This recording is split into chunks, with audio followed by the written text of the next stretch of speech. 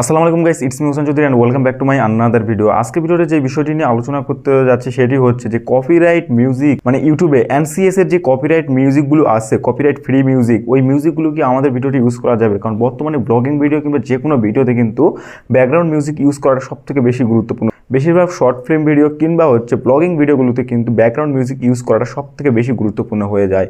তো এনসিএস এর যে কপিরাইট ফ্রি মিউজিকগুলো আছে, এই মিউজিকগুলো কি আমরা ইউজ করতে পারবো? আর এই মিউজিকগুলো ইউজ করলে কি আমাদের চ্যানেলের প্রতি কোনো ইফেক্ট আসবে কিংবা কপিরাইট স্ট্রাইক বা কোনো কপিরাইট ক্লেম আসার সম্ভাবনা কি আছে? এই বিষয়টা নিয়ে কিন্তু আজকের ভিডিওতে কথা বলবো। তো ফার্স্ট অফ অল আসি যে এনসিএস এর মিউজিকগুলো কি ইউজ করা যাবে কি যাবে না। এনসিএস এর মিউজিকগুলো মূলত কপিরাইট ফ্রি হয়ে থাকে, কিন্তু আমার মতে এগুলো ইউজ না করাটাই বেটার।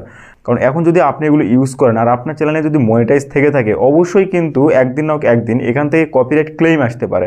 আর কপিরাইট ক্লেম যদি আপনার ভিডিওতে আসে, ওই ভিডিওর যতটুকু আর্নিং আছে প্রতিটা আর্নিংই কিন্তু এনসিএস এর কাছে চলে যাবে। মানে একটা ভিডিওতে কপিরাইট ক্লেম আসলে ওই ভিডিও থেকে যে আর্নিংটা আসবে, ওই আর্নিংটা কিন্তু সম্পূর্ণটা এনসিএস এর কাছে চলে যাবে। মানে আপনাদের কাছে কোনো আর্নিংই আসবে না, পুরো আর্নিংয়ের প্রসেসটা কিন্তু পেয়ে যাবে হচ্ছে এনসিএস। সো এই জন্য এনসিএস এর ভিডিওগুলো না ইউজ করাটাই বেটার। কারণ এনসিএস এর সাউন্ডগুলো হয়তো অনেকটা বেটার, অনেকটা ভালো, সেজন্য অনেকেই ব্যবহার করে। আর এনসিএস চাইলেই কিন্তু ওদেরকে কপিরাইট স্ট্রাইক দিতে পারে বা কপিরাইট ক্লেমটা অটোমেটিক্যালি আসতেও পারে। এনসিএস চাইলে কিন্তু কপিরাইট স্ট্রাইকটা দিতে পারে। সো এই মিউজিকটা কিন্তু আমি নিজেও একবার ইউজ করেছিলাম এনসিএস এর। ইউজ করার পর এক সময় দেখা গেছে যে আমার ভিডিওতে কপিরাইট ক্লেম আসছে, তো আমি সঙ্গে সঙ্গে ওটা কিন্তু এক্সচেঞ্জ করছি, মানে ওই মিউজিকটা ওখান থেকে এক্সচেঞ্জ করে অন্য একটা মিউজিক লাগাই দিছি, যার কারণে কপিরাইট ক্লেমটা ওখান থেকে রিমুভ হয়ে গেছে। তো আপনারা যদি এমন কোনো মিউজিক খোঁজেন যেটা কপিরাইট ক্লেম, কপিরাইট স্ট্রাইক বা ভিডিওর কোনো রকম কোনো সমস্যা হবে না, তাহলে আমি সাজেস্ট করবো যে আপনারা ইউটিউব লাইব্রেরি থেকে যে মিউজিকগুলো পাবেন, ওই মিউজিকগুলো কিন্তু আপনাদেরকে ইউজ করতে হবে।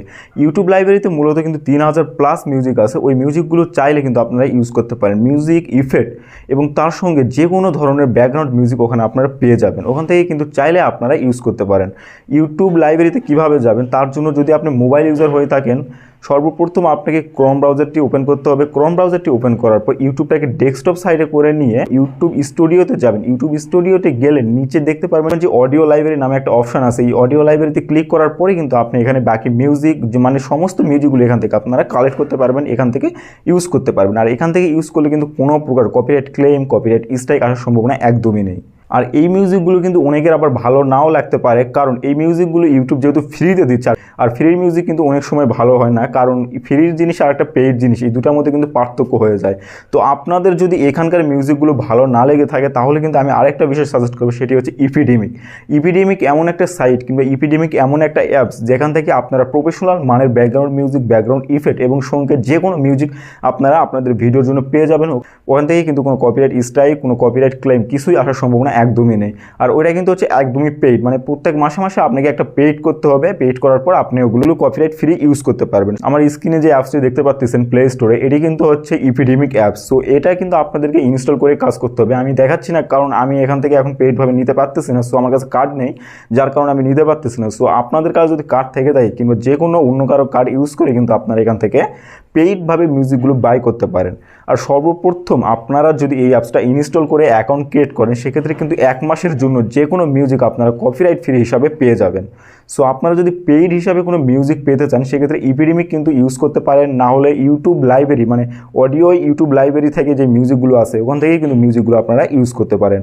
আর এনসিএস এর মিউজিক যদি আপনারা ইউজ করেন আর আপনাদের মন যদি চায় যে ইউটিউব থেকে কোনো আর্নিং করবেন না, সেক্ষেত্রে এনসিএস এর মিউজিক ইউজ করতে পারেন। কারণ এনসিএস এর মিউজিক থেকে যে কোনো সময় যে কোনো একটা বিপদ আসতে পারে, সেটা বলা যায় না। আজকে আসতে পারে, কালকেও আসতে পারে, কিংবা নাও আসতে পারে। মানে ওইটা একটা অন্যরকম বিষয় হয়ে যায়, যে কোনো সময় কপিরাইট আসতেও পারে, আবার নাও আসতে পারে।